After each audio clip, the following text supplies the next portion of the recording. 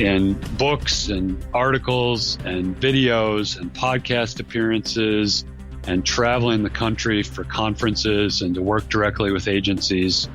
Bryan connected with thousands of people to teach them and inspire them, all with the goal of let's take better care of our bodies and reduce injury. Enchanted Sky Media.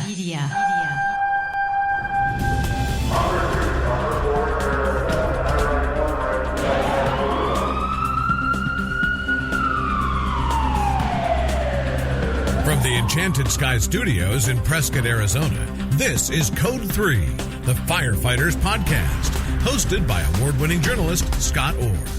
Code 3 features interviews with leading members of the fire service, discussing firefighting strategies, tactics, and other topics you need to know more about. Now, here's Scott. That's right, and I will not let Parkinson stop me. Thank you for joining me again here on Code 3. You are listening to the show for and about firefighters. Let's get started. The fire EMS community lost a vital member this week. Bryan Fass passed away suddenly on Monday. He was just 46. A former paramedic, Bryan was well known for his advocacy of first responder fitness. His career was based on teaching injury prevention and safety techniques. He ran Fit Responder, which he founded in 2007, and spoke frequently at EMS conferences around the country. Bryan was a prolific author, writing for multiple websites and his blog, as well as 4 books on fitness and wellness. With me today to remember Bryan is Greg Friese, editor-in-chief of EMS1.com. Greg, welcome to Code 3. Thanks, Scott, for the welcome and having me on the podcast. Well, it's a sad occasion that we have you on today, but I did want to celebrate Bryan's life. So let's start with how you knew him. How did you meet him? I don't recall the exact time that he and I first crossed paths. I think it was either at an EMS World Expo or an EMS Today, the two leading national conferences for EMTs and paramedics, where I'm pretty sure it was our mutual friend, Jamie Davis, the MedicCast podcast host, that said, the two of you guys both like to work out and are healthy. You should know each other. And you're both paramedics and you both try to teach and inspire others. And that was the start of shared interest in sharing our fitness journey, I guess, and then what we also wanted to be teaching or inspiring other EMTs and paramedics, and also just becoming colleagues and then friends. Bryan had been a paramedic, but not for all that long before he decided to turn his attention toward helping other medics. Yeah, Bryan had training and experience in athletic training, and for anybody that's worked as an EMT or paramedic, and this was really at the heart of Bryan's work, is that it's a very physical job. You have to be an athlete to crouch down and assess a patient, or reach over or above for something in the ambulance, or to lift a patient off the ground and into the ambulance.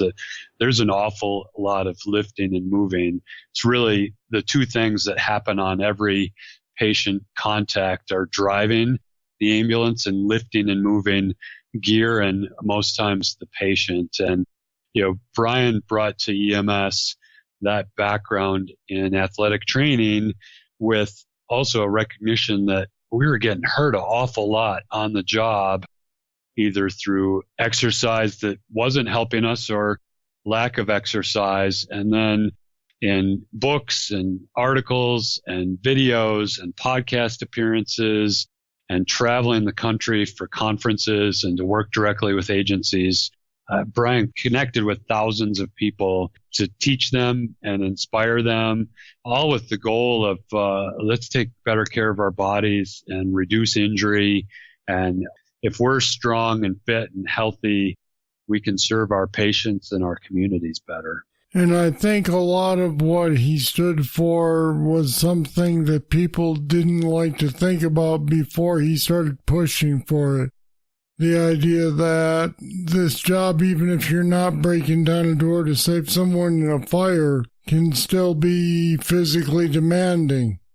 Yeah, I think that the idea that we need to be athletes on the job, I think, was antithetical to some, that some people maybe have an approach of, I'm here to treat a patient, and then what I do on my off time, whether it's what I eat, how I exercise, that doesn't matter.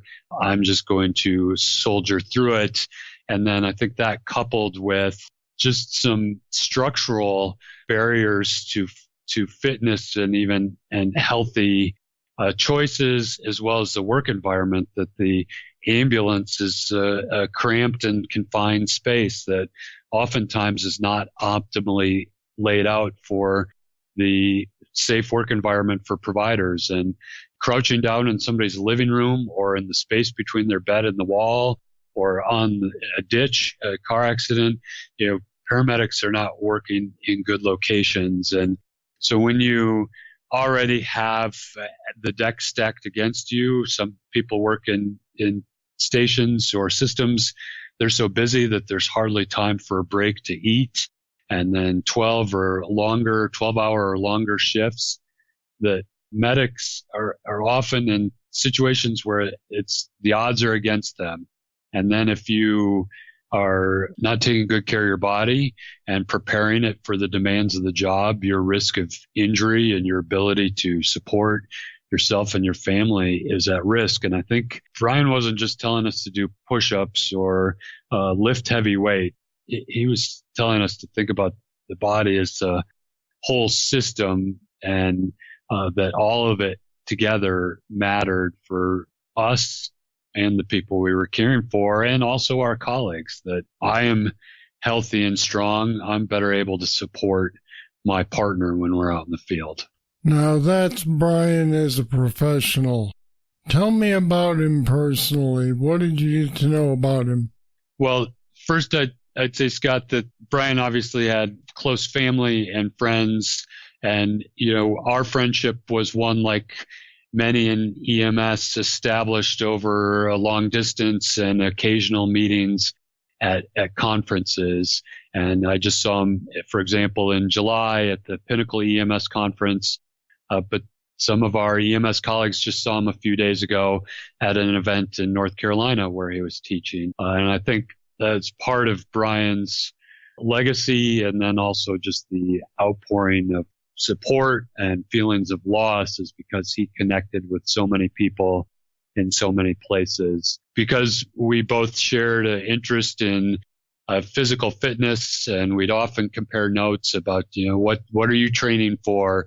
I had a period where I was doing quite a bit of marathon running, and Bryan was always interested in how my marathon training was going. And he'd always check, like, okay, you're putting in the miles, but are you also doing any strength work or making sure that you're building flexibility? And then I'd hear about the things that he's doing, and so just sharing, I guess, the stories of training. And then his son and my kids are of similar ages, so we often have conversations about, what's your son involved in and how's that going? And Bryan, of course, like many dads, always willing to talk about his son. It was obvious, just how much that relationship meant to him. But just one of the things I thought about from our meeting in July was how quickly he pivoted the conversation to hear about my kids. And that meant a lot to me in the moment, and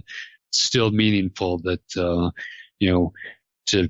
it's just a great lesson that we can all take pride in our own accomplishments and our children's accomplishments, but to pivot off that and say, what about you and what about your children, and asking questions about them. And I've seen so many people comment over this last 24 hours since Bryan's death about how much they admired his ability and willingness to take time to talk to people and hear about what was happening in their lives. And maybe it was about their own fitness journey or what they were doing at work.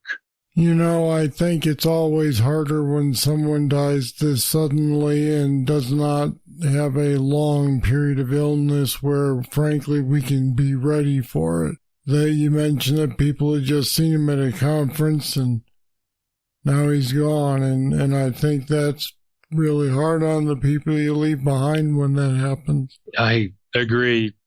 Bryan, 46 years old, and I think one of the things that's talked to a couple other people about this that's just hard to wrap my mind around is that anytime I saw Bryan, he was the healthiest person in the room and the most fit and conscious about his health. And how is it possible that age 46, we've lost the most fit guy we all knew? And how it happened or why it happened, we might not know. And that's why I've been, I guess, so focused in talking to you and an article I wrote about Bryan of just thinking about what he accomplished and what he did to impact so many people in EMS. What is Bryan's legacy in the EMS industry? I think it's a great question, and I think it's probably hard to know. I think the thing that is for certain is that in his writing and his speaking and teaching and the assessments that he conducted, that he impacted a lot of people personally, probably many more than he ever realized. And people probably drew inspiration from that and maybe never even told him. I think maybe on a more practical level, Bryan taught these principles about fitness and being a fit responder and a tactical athlete at agencies across the country. And I know those agencies have saved money because they've had less on-the-job injuries and less workers' compensation claims, and people have stayed employed longer. I think Bryan's been an important part of many conversations about how we train and assess paramedics for the work they do, how we design equipment and the working environment, and what's realistic expectations for people when we're in, as he often described it, that we're in the first and foremost the people moving business, and secondarily, some of those people we move get medical treatment. I know that's a mind shift that resonated with a lot of people. So, I think there's going to be a lot of facets to Bryan's legacy in the industry. And then also, there's a huge number of people that he connected with that will remember him and continue to find inspiration from the time they spent with him. No doubt he'll definitely be missed. Greg Friese, thanks for being with me on Code 3 to Remember Bryan today. Happy to do it, Scott. Hopefully we'll talk again on another topic under better circumstances, but thanks for all you do hosting Code 3. And we put some more information about Bryan and links to some of his articles on our website at code3podcast.com/teacher. Check it out. All right, that's it. That's all for this somber edition of Code 3. Thank you for listening. I'll be back next time with more, and I hope you'll join me.